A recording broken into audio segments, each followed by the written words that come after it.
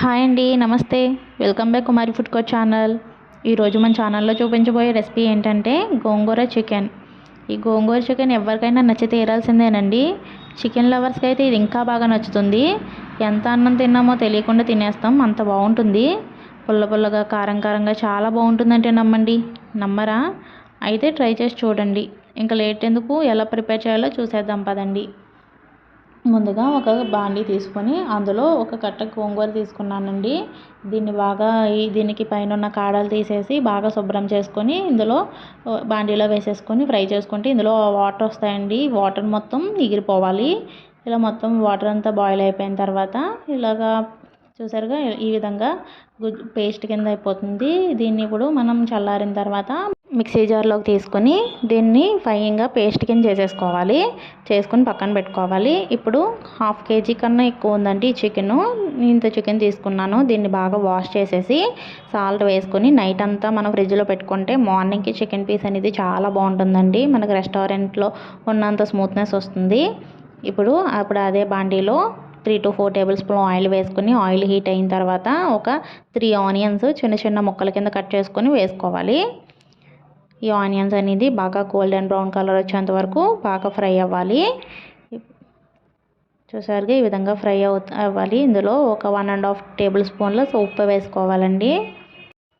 ఇలా ఉప్పు మనం స్టార్టింగే వేసేసుకుంటే ఉల్లిపాయలు అనేది బాగా ఫ్రై అవుతాయి. అలాగే చికెన్ పీస్ అనేది కూడా బాగా మనకి స్మూత్నెస్ వచ్చి అందులో వాటర్ మొత్తం వచ్చేస్తాయి. అలాగే ఇందులో 3 నుంచి 4 పచ్చిమిరపకాయలు కూడా వేసుకోవాలండి. ఇప్పుడు మనం మ్యారినేట్ చేసి పెట్టుకున్న చికెన్ కూడా వేసేసుకొని బాగా ఫ్రై చేసుకోవాలి.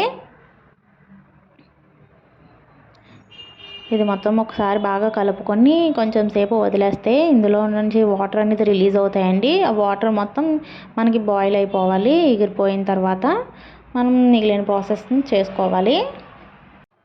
ఇందులో వాటర్ కొంచెం అటు ఇటుగా ఉన్న ప్రాబ్లం లేదండి. కాకపోతే ఇంకా కొంచెం వాటర్ అయ్యేంత వరకు బాగా ఫ్రై చేసుకుంటే మనకి టేస్ట్ అనేది బాగుంటుంది.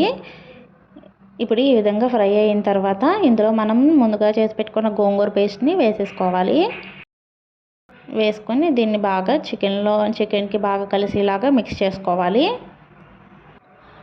ఇది వేసుకొని మనం ఒక 2 minutes ఫ్రై చేసుకుంటే సరిపోతుందండి. మనం ఆల్రెడీ గోంగూరని ఫ్రై చేసాం కాబట్టి. చూసారుగా, బాగా మిక్స్ అయిపోయింది చికెన్లోను. ఇప్పుడు ఇందులో 1.5 టేబుల్ స్పూన్ల జీలకర్ర పొడి, అలాగే ఒక 1/2 టేబుల్ స్పూన్ పసుపు, ఒక 2 టేబుల్ స్పూన్ల ధనియాల పొడి కూడా వేసుకుని వీటన్నిటిని ఒకసారి బాగా మిక్స్ చేసుకోండి. దీంట్లో మనం ఎటువంటి మసాలాలు యూజ్ చేయట్లేదండి.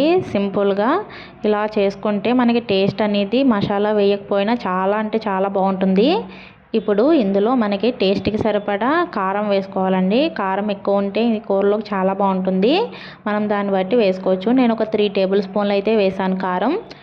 ఇప్పుడు ఈ కారం కూడా బాగా మిక్స్ అయ్యేలా ఒకసారి కలుపుకొని ఇందులో ఒక 1/2 గ్లాస్ వాటర్ వేసుకోండి. ఫస్ట్ వేసుకొని మొత్తం ఇదంతా బాగా మిక్స్ అయ్యేలా కలుపుకొని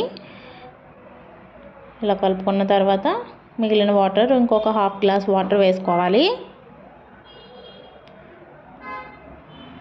ఇలా వేసుకొని మొత్తం అంతా చికెన్ అంతా బాగా కలిసేలాగా ఈ మసాలాలన్నీ బాగా కలిసేలాగా కలుపుకొని మనం స్టవ్ని హై ఫ్లేమ్లో పెట్టుకోవాలి. ఇలా హై ఫ్లేమ్లో పెట్టుకుంటే ఇలా బాయిల్ అవుతుంది కదా. ఇప్పుడు మనం ఒక 3 to 4 టేబుల్ స్పూన్ల అల్లం వెల్లుల్లి పేస్ట్ని వాటర్ వేసుకొని కొంచెం ఇలా పలచగా కలుపుకొని ఇందులో వేసేసుకోవాలి. ఇలా కూరలో వేసేసుకొని దీన్ని కూడా బాగా మిక్స్ చేసుకొని మనం మీడియం ఫ్లేమ్లో పెట్టుకొని కుక్ చేసుకుంటే మనకి గోంగూర చికెన్ అనేది రెడీ అయిపోతుంది. చూసారుగా, ఒకసారి మధ్యలో ఒకసారి కలుపుకుంటూ ఉండాలండి. లేకపోతే కింద అడుగు పట్టేస్తుంది. గోంగూర పేస్ట్ కదా, మనం నాన్ స్టిక్ పాన్లో చేసుకుంటే ప్రాబ్లం ఉండదండి. ఒకవేళ ఇలా స్టీల్ బాండీలో కానీ ఒక సివండి లేకపోతే ఇనుప బాండీలు ఉంటాయి కదా, వాటిలో వండితే మాత్రం ఒక మధ్యలో ఇలా కలుపుకుంటూ ఉండాలి. లేకపోతే అడుగు పట్టేస్తుంది. చూసారుగా, ఇలా పైకి మనం ఆయిల్ అనేది పైకి కనిపించాలి. ఇలా పైకి వచ్చేస్తుందంటే మనకి కూర రెడీ అయిపోయినట్టు.